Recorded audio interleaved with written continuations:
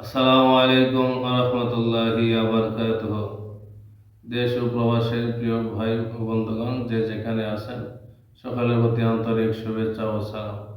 আমি আজকে আবারও একটি আমল সম্পর্কে কথা বলতেছি। তা হলো দুনিয়া এবং আখেরাতে সর্বপ্রকার বালা মুসিবত এবং পেরেশান থেকে মুক্ত থাকার আমল। দোয়াটি হলো হযরত আবু দারদা রাদিয়াল্লাহু তাআলা আনহু থেকে বর্ণিত।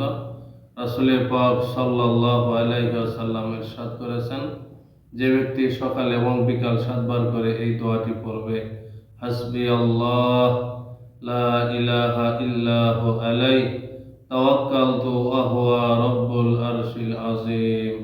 আমি আবার বলছি, হাসবি আল্লাহ লা ইলাহা ইল্লাহু আলাইহি তাওয়াক্কালতু ওয়া হুয়া রাব্বুল আরশিল আযীম।